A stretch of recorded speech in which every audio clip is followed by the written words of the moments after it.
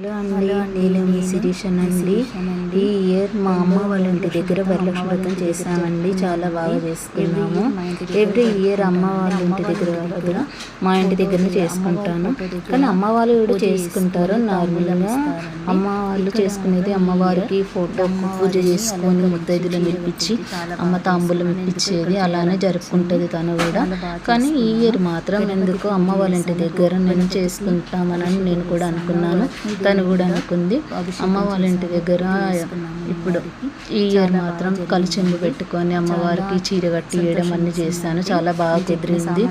అమ్మవారికి ప్రసాదం పెట్టాను. ఒక సామాన్ బాగా చాలా బాగా తెచ్చారని నేను చెప్పినవన్నీ తీసుకొచ్చారు అమ్మవారికి సంబంధించినవి. అయితే అమ్మవారికి ప్రసాదం ఎక్కే టైంలో అమ్మవారికి ఇస్తరాకులు నా అరిటాకన్నా తేలేవా అంటే తేలేనక్క మర్చిపోయానంటే, సర్లే పర్లేదు ఇంట్లో ఇస్తరాకులు ఉంటాయి కదా ఏమన్నా ఉన్నాయంటే, సరే ఉన్నాయి అక్క మూతకాకులు తెమ్మంటా అంటే ఉన్నాయని అనగానే తీసుకొచ్చే లోపల అమ్మవారిని ప్రసాదం ఇప్పించా. సరే అమ్మ తల్లి క్షమించి, ఏమైనా తెలిసి తెలియక చేసినప్పుడు మన్నించి తల్లి అంతా మన్నించు, నువ్వే చూసుకో తల్లి అని మొక్క. అయినా సరే అనుకొని మంచిగా జరిగింది, సంతోషం వేసింది, చాలా బాగా అనిపించింది. కానీ చీర ఎలా వస్తుందో కట్టేయడం ఎలా అవుతుందో అని, నా వల్ల కట్టేయడం అవుతుందా కాదా అని చూశాను. అమ్మ నువ్వే దిక్కు అనుకొని నువ్వే చూసుకో తల్లి ఏదన్నా అంటే అనుకొని కట్టించిన. చాలా బాగా కుదిరింది తల్లి. వినాయకుడి అభిషేకం బాగా జరిగింది, అమ్మవారి అభిషేకం కూడా చాలా బాగా జరిగింది.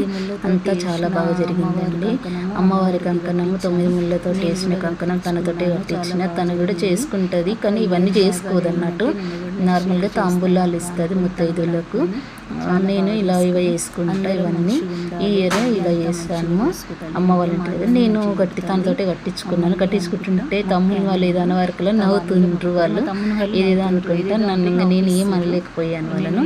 అంతా బాగా జరిగింది. అమ్మ ఏమన్నా తెలిసి తెలియక చేసిన తప్పులను క్షమించి తల్లి, అంతా నువ్వే చూసుకోవాలి తల్లి. మాకు తెలిసినవి చేసాము తల్లి, ఏమైనా తెలియక తెలిసినా కానీ తప్పులు ఏమైనా ఉంటే క్షమించు తల్లి అని, మన్నించు తల్లి అని కోరుకున్నాను. అంతా నువ్వే చూసుకో తల్లి అని, మమ్మల్ని చల్లగా చూసుకోమని కోరుకున్నాను. అందరినీ చల్లగా చూడమని వేడుకున్నాను.